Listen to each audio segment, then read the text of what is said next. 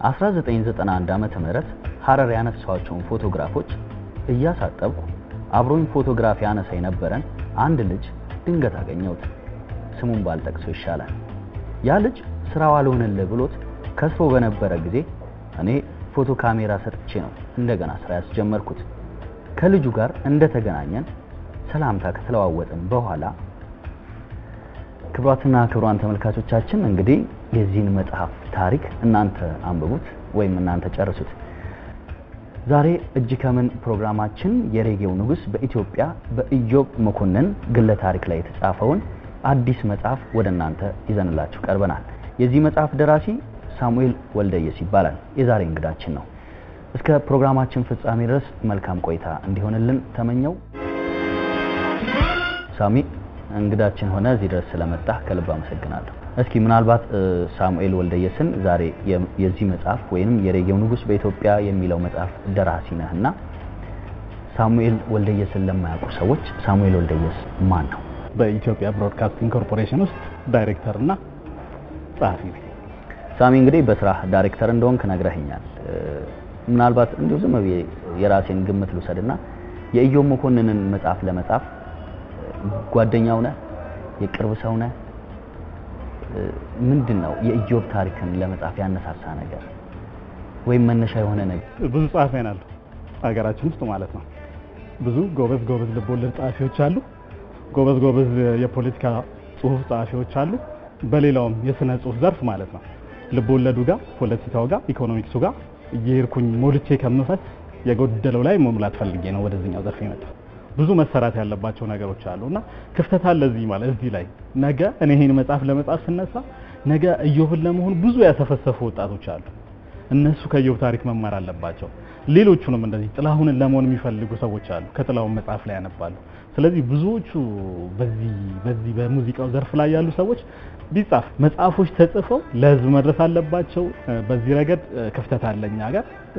ወደ ኢዮብ ስመለስ ደግሞ ባለቤቱ ትልቁን ድርሻ ትወስዳለች፣ ሙሉ ኃላፊነት ትወስዳለች። የማይደፈረው እንደው ደፍራለችና በሷ ምክንያት ነው። እሷ ባትፈቅድ ኖሮ ይሄ መጽሐፍ አይጻፍም ነበር። ይሄንን ርዕስ ለመስጠት እንደምታየው ንጉስ አለው። የሬጌው ንጉስ በኢትዮጵያ ይላል። ንጉስ ደግሞ ከበድ ይላል። ዝም ብሎ አይነገስም። ክቡር ዶክተር አርቲስት ጥላሁን ገሰሰ ንጉስ ነው እና ይችን ርዕስ ለመስጠት 5000 በራሪ ወረቀቶችን ለሙዚቃ አድናቂዎች ለኢዮብ አድናቂዎች ለሙዚቃ አድናቂዎች በትኛለሁ። 3 ጥያቄዎች አሉ ስላዩ ላይ ማለት ነው። ሬጌን ወደ ኢትዮጵያ ማን የመለሰው ወይም ደግሞ ሬጌን ወደ ኢትዮጵያ መልሶ ቀድሞ የተጫወተው አርቲስት ማን ነው? ሁለተኛው ጥያቄ ደግሞ ሬጌን ለናንተ ቆንጆ አድርጎ የዘፈነው ዘፋኝ ማን ነው? ሶስተኛው ጥያቄ ኢትዮጵያ ውስጥ ሬጌን የሚጫወቱ ዘፋኞች እነማን ናቸው የሚል ጥያቄዎች ወጥኛለውና ለመጀመሪያው ጥያቄ መልስ የሆነው ዘለቀ ገሰሰና ጆኒ ራጋ የሚል ነው። ቀድሞ ሬጌን በኢትዮጵያ ውስጥ የተጫወተ ማለት ነው። ለሁለተኛው ጥያቄ ደግሞ መልስ የሆነኝና ለኔ ለተነሳውበት ጥያቄ ግብአት የሆነኝ ብዙ ጊዜ ሬጌን ስታዳምጡ ማን ያዝናናቸዋል ለሚለው መልስ ኢዮብ መኮንን የሚለው ከ5000 በራሪ ወረቀቶች መልስ ያገኘሁት 4800 አካባቢ። ስለዚህ ንጉስ የሚለውን ለመሰየም ለኔ አልከበደኝም። ሁሉም እነ ዘለቀ ገሰሰ ቆንጆ አድርገው ሬጌን ተጫውተዋል። እነ ጆኒ ራጋ ብዙዎችም ተጫውተውታል። የኢዮብ ፍሌቨር ግን ትለያለች። ብዙ ሰው ልብ ውስጥ ገብቷልና ንጉስ የሚለው ስያሜ ከዚህ ጋር ተያይዞ የመጣ ነው። ይሄ መጽሐፍ ስለ ሬጌው ንጉስ በኢትዮጵያ ኢዮብ መኮንን ያላካተተው የኢዮብ የህይወት ታሪክ የለም። ከልጅነቱ አንስቶ እስከ ግብአተ መሬት ውስጥ ይፈጸምበት ድረስ እና የኢዮብ ሙሉ የሆኑ ስብዕናዎቹ ከነ ክፍተቶቹ ሁሉንም ነገር እዚህ መጽሐፍ ላይ ያካቷል።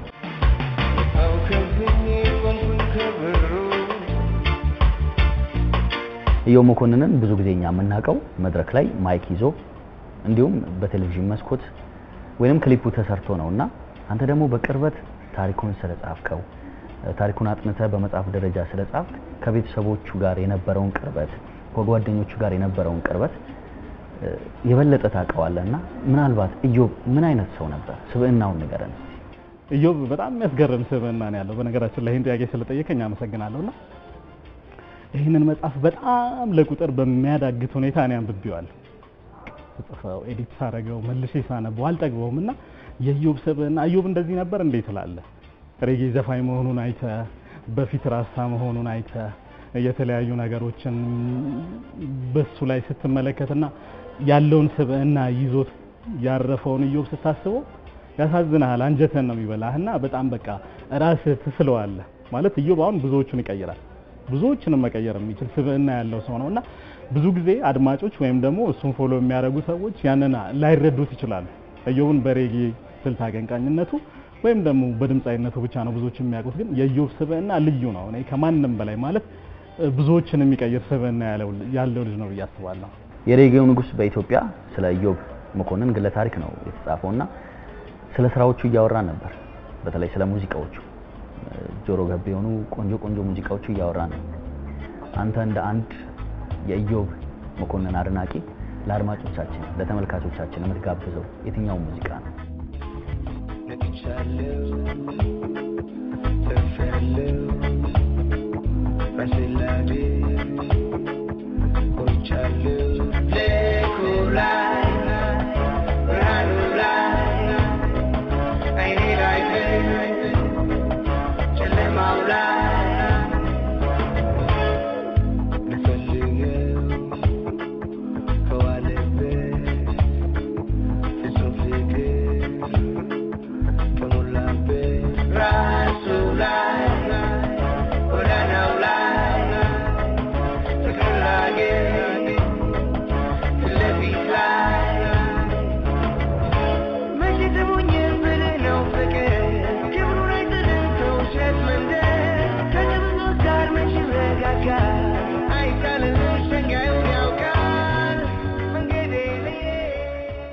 ኢዮብ መኮንን ከጓደኞቹ ጋር ያለው ሳቅ ጨዋታ ከቤተሰቦቹ ጋር እንዴት ነው የሚገለጸው እስቲ ኢዮብ በጣም ቀልድ ይወዳል በነገራችን ላይና ከጓደኞቹ ጋር እንደማንኛውም ወጣት እንደማንኛውም ጓደኝነት ይተራረባሉ ቤት ውስጥ ነው የሱ ሳቅ ያለው ባለቤቱ ጋር ሲሄድ የባለቤቱ አክስቶች ይመጣሉ የባለቤቱ እናት ይመጣሉና እዛ በጣም ሳቅ ጨዋታ አለ ትዳር ላይ ሆነ እንደዚህ ከባለቤትህ እናት ጋር ስትቀራረብ ከባለቤትህ እህቶች ጋር ስትቀራረብ ደስ ይላል ቤት ውስጥ በጣም ሳቅ ጨዋታ አለና ሚስ አድርገዋለች ባለቤቷ ይሄን ነገር ስታጫውተኝ ኢንተርቪው የምሰራበት ሰዓት በጣም ሚስ ያደረገችው ነገር እንዳለ ተረድቻለሁ ኢዮብ መኮንን ስራዎችን ለመስራት ቀና ሆነ እንጂ ትንሽ ትልቅ የሚባል እሱ ጋር አንጋፋ ወጣት የሚባል አርቲስት እንደሌለ መጽሐፍ ውስጥ ተጠቅሷል በተለይ ከጀማሪዎች እስከ አንጋፋ ከሚባሉት ድረስ ሙዚቃዎችን በህብረት ሰርቷል ከባለሙያዎች ጋር የመስራት ሂደቱ ምን ይመስላል በነገራችን ላይ ኢዮብ በጣም ቅን ከሚባሉ ድምጻያኖች ብዙዎቹ ቅን ናቸው ኢዮብም ከዛ ውስጥ የሚካተት ነውና ስለ ኢዮብ ስለሆነ ጥናት ይሰራውት ኢዮብ ላይ ነው 100% እንትን ብዬ መናገር የምችለውና ብዙ ጊዜ ለሙዚቃ መሳሪያ ተጫዋቾች በሀገር ውስጥ ኮንሰርት የሚሆን በውጭ ሀገራት ኮንሰርት ላይ ኢዮብ ቀዳሚ ከፋይ ነው በነገራችን ላይ ኮንሰርቱ ሳይሰራ ቀድሞ ይከፍላል ኮንሰርቱ ከተሰራ በኋላ በጣም ብዙ ብር ነው ለእያንዳንዱ የሙዚቃ መሳሪያ ተጫዋቾች የሚከፍለውና በጋራ የሚዘሙ ዘፈኖች ላይ ኢዮብ በጣም ትልቅ አስተዋጽኦ አበርክቷል ብዬ አስባለሁ ቀደም ብሎ ወደ ሙዚቃው ኢንዱስትሪ ከመቀላቀሉ በፊት እንደ ቃል አልበምን ከማውጣቱ አካባቢ ለኤችአይቪ ያንን በዛ ዙሪያ የተመለከተ ሙዚቃ በርከት ካሉ ከነሚኒሊኮስ ናቸው ጋር ከናረጋሃኞ ራሽ ጋር 9 ከሚጠጉ ከብዙ ድምጻያኖች ጋር በጋራ ሰርቷልና በጋራ የመስራቱን ሁኔታ የሬጌ ስልት አቀንቃኝ ስለሆነ በጣም እያዳበረ ነው የመጣው ከታች ሲመጣ ጀምሮ ማለት ነው ከዛ በመቀጠል ከዘሬቱ ጋርም ቆንጆ ዘፈን ወድሻለሁ የሚል ዘፈን ተጫውቷል ከኃይሌ ሮት ጋርም እንደዚሁ ከነምራፍ አሰፋ ጋርም ተጫውቷል ሮጣለው አልበሙ ላይም ከዮሐና ጋር ተጫውቷልና ኢዮብ ከብዙዎች ጋር የመስራት ልምድ አለውና በጣም ደግሞ ተባባሪ ነው ኢዮብ ሰውን መርዳት በጣም ያስደስተዋል በአንድ ወቅት አበበ መለሰ የኩላሊት ህመም አጋጠመውና ለሱ ህክምና የገቢ ማሰባሰቢያ ይደረግ ተባለና ለዛ ኮንሰርት መዘጋጀት ተጀመረ ያንን ያዘጋጁ ሰዎች ብዙ አርቲስቶችን ጠሩና ኢዮብን ረሱ ኢዮብ ምንም አልመሰለውም ጥሪ ይደርሰኛል ብሎ አስቦ ነበር ጥሪ ያልደረሰው ነገር ግን እንዳልደረሰው ስለሚያውቅ ተኮፍሶ እኔ አርቲስት ነኝ እንዴት አልተጠራውም ምናምን ብሎ ቤቱ አልተቀመጠም ቀጥ ብሎ ዝግጅቱ ወደሚካሄድበት ቦታ ላይ ነው ኢዮብ ያመራውና እዛ ሲደርስ ኮኦርዲኔተሮቹ ደነገጡ ኮኦርዲኔት የሚያደርጉት እንትኑን የሚያስተባብሩት ሰዎች እንዳልጠሩት ስለሚያውቁ ደነገጡ ኢዮብ ምንም አልመሰለውም እዛ እንደደረሰ ማይክ ብቻ ስጡኝ ነው ያለው ማይክ ተቀበለና የነበረውን ህዝብ እዛ ለአበበ መለሰ የገቢ ማሰባሰቢያ ኮንሰርት ላይ የተገኙትን ህዝቦች በጣም ነው ያሳበዳቸው ማለት ይቻላልና ኢዮብ ይሄን ያልነው ስብዕናው እሱ ራሱን ላይ ሰቅሎ የሚያይ ሰው አይደለምና ሳጠራው ላይ የትም ታገኘዋለህ።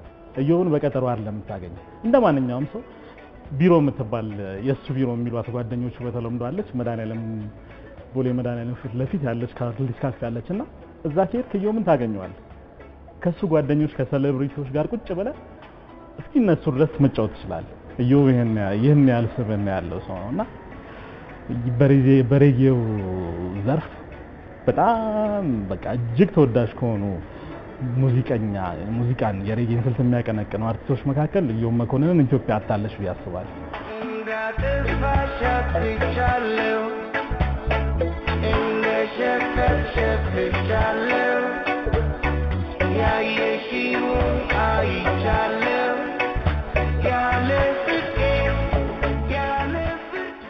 ኢዮብ በነገራችን ላይ ዘፈን በጣም ያስደስተዋል። ዘፈኖቹ ደግሞ የሱ ቀላል ግጥሞቹ ቀላል ባህሪ ያላቸው ግጥም አይደሉም። በቀላል እንትን የሚጻፉ ግጥሞች አይደሉም። ግጥሞቹ በሳል እንዲሆኑ ይፈልጋሉ። ነገ የኢዮብ ዘፈን ሲደመቅ ግጥሞቹ ማለት ነው ሰውን እንዲሰማው የሚያደርጉ ግጥሞችን አይሰማም። ኢዮብ ነገን የሚያሳየን ዘፈን ግጥም ነው የሚዘፍንልህ፣ የሚያበረታታን ግጥም ነው የሚዘፍንልህ። ነገን ብሩህን ለማድረግና የተለያዩ ወኔ ሰጪ አንተ ብሩህ እንዲሆን ፊውቸርህ የሚያሳይ ግጥሞችን ነው የሚጫወተውና ብዙ ጊዜ ኢዮብ የተቃራኒ ጾታ ላይ አያተኩርም ግጥሞቹና ወጣ ያለ ይዘት ነገር የላቸውም። ወደ ዜማው ደግሞ ስንመለስ ኢዮብ ዜማው በጣም የተወሳሰበ እንዲሆን አይፈልግም። ስቱዲዮ የዘፈነውን ስራ ስቱዲዮ የተጫወተውን ሙዚቃ መድረክ ላይ ልክ እንደ ስቱዲዮ መጫወት ነው የሚፈልገው። ብዙ ጊዜ እንደውም የሙዚቃ አቀናባሪዎች ያውቃሉ የኢዮብን ባህሪና ብዙ ነገር አይከቱበትም። ቅንብር ውስጥ ቀለል ያለና መድረክ ላይ ማንኛውም ሰው ሊጫወተው የሚችለው ዜማ ይወዳል። በነገራችን ላይ በህይወት እያለ ኢዮብ 4 ክሊፖች ነበሩት የሰራው ማለት ነው። አንዱ የምናውቀው ነው ሳይክል እየነዳ ሁሉም ሰው ያየው ክሊፕ ነው። ሶስቱ ክሊፖች ግን ለህዝብ አልዋሉ። እንዳጋጣሚ እነዛ ክሊፖች ከተቀረጹ በኋላ ኢዮብ ቁጭ ብሎ ኤዲቲንግ ሲመለከተው ዳንሰኞቹ የተወሰነ ገላቸው ይታይ ነበርና ያንን ስሜት ኢዮብ አልፈለገውም። ሁሉም ነገር ጽድት ያለ እንዲሆን ነው የሚፈልገው ኢዮብ ፊውቸሩ በጣም ብሩህ ነበርና ቃል ገብቶ ነበር። የሁለተኛውን አልበም ብዙ ሰዎችን ሊያነሳ ቃል ገብቶ ነበር። በትንሹ በዛች አልበም በትንሹ እስከ 5 ሚሊዮን ብር የመስራት ሐሳብ ነበረው። ያንን ብር ግን ወደ ኪሱ ለመክተት አልነበረም ሐሳብ የነበረውና ቦታ የሚያስይዛቸው ሰዎች በጣም ብዙ ነበሩና ብዙ ሰው ተጎሳቅሎ ተቸግሮ ሲያይ ኢዮብ ይሄን የሚያደርገው ለስጋ ዘመዶቹ ብቻ አይደለም። በቃ የሆነ የተጎሳቆለ ነገር ወይም አካባቢ ያለው ሰው ምናምን የቸገረው መስሎ ከተሰማው በቃ ያልበም ሊወጣ ትንሽ ቀን ይቀርለው አስታውሰኝ ነው እንኳን ብረሳ ብሎ ብዙ ሰዎችን ጓደኞቹ መዝግበው ይዘው ነበር ኢዮብ የሚረዳቸውና ትልቅ በሙዚቃው ኢንዱስትሪ ዘርፍ ትልልቅ ተከፋይ ከሚሆኑ ዘፋኞች አንዱ ኢዮብ ይሆን ነበር በህይወት ቢኖር ኖሮ ነፍሱን ይማረው። ሳሙኤል ወልደየስ የኢዮብ መኮንንን መጽሐፍ ስትጽፍ ትልቁን ሚና የተጫወተልን ማን ነው? ቀዳሚዋ ቲና ታረ ነው የምትሆነው ያለምንም ጥርጥር ማለት ነው። ቲና ታረ ማለት የኢዮብ መኮንን ባለቤት ናትና እኔ ይሄንን ሐሳብ የኢዮብን ታሪክ ለትውልድ ለማስተላለፍ ይዤ የተነሳውን ሐሳብ ሄጄ ሳናግራት በደስታ ነው የተቀበለችኝ። በጣም አድንቃታለሁ። ኢዮብ ሬጌን ደፍሯል። በጣም በማይደፈረው መልኩ ደፍሮ ትልቅ ስብዕና ላይ ነው ሬጌን ያደረሰው። በጣም ተወዳጅ በጣም ተፈላጊ ስልት እንዲሆን አድርጎታል። ቲና ደግሞ የባለቤቷን የሷንም ታሪክ ህዝብ እንዲያነበው ገሃድ ያወጣች ሴት ናትና እሷን በጣም ልትመሰገን ይገባታል።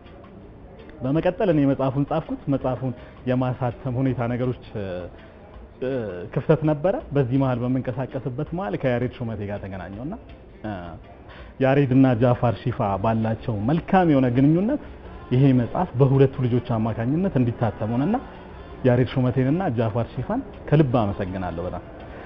በመቀጠል ይሄን እንደምታየው ቆንጆ አድርጎ ዲዛይኑን የሰራው ምርታ ድሪባ ነውና ምርታ ድሪባ ጓደኛዬ ነው። በጣም ግራፊክስ ዲዛይነር ነውና ረድቶኛል በብዙ ነገሮች። በዚህ ዲዛይን ብቻ ሳይሆን ከዚህ አስቀድሞ ባሉት እየተንቀሳቀሱ በመሰራቸው ስራዎች ላይ አሻራው አለበትና እሱን ከልብ አመሰግናለሁ። የኢዮብ የሙያ አጋሮች፣ ጓደኞቹ፣ ቤተሰቦቹ፣ አድናቂዎቹ ተደጋጋሚ ቃለ ምልልስ ሰጥተውኛል። ኢቭን ያልጨረስኩት ነገር ካለ ስልኬን እየመለሱ በስልክ የሚሰጡኝ ቃለ ምልልስ ቀላል የማይባል ነበርና ሁሉንም ከልብ አመሰግናለሁ። እያጠቃለለን ነው። ይሄ መጽሐፍ ያነበቡ ብዙ ተደራሲያን ደግሞ ከዚህ በኋላ ከሳሙኤል ወልደየስ የሚጠብቁት ነገር አለ ከዚህ በኋላ ካንተ ምን ይጠበቃል ምን ልትሰጠን ተዘጋጅተሃል እኔ በዚህ ዙሪያ እየገፋው ነው አንድ ልከየው እንደየው ስታተስ ባለ ሙያተኛ ወይም ድምጻዊ ላይ አንድ ስራ እየሰራው ነው እሱን ደግሞ ከጥቂት ጊዜ በኋላ እንደዚሁ ለአንባቢያን አቀርባለሁ ክብራትና ክብራን ተመልካቾቻችን እንግዲህ የዛሬው እጅ ከምን ፕሮግራማችን ይህንን ይመስላል የሬጌው ንጉስ በኢትዮጵያ በሚል ርዕስ የኢዮብ መኮንንን ግለ ታሪክ የያዘውን መጽሐፍ ወደናንተ አድርሰናል ጸሐፊው ደግሞ ሳሙኤል ወልደየስ ነው ከሱ ጋር ቆይታ ያደረግንበት እጅ ከምናችን ይሄንን ይመስላል አዲሱ ዘመን የሰላም የፍቅር የጤና ይሁንላችሁ ሳምንት እስከምንገናኝ ሳምንቱም የፍቅር ይሁን መልካም ጊዜ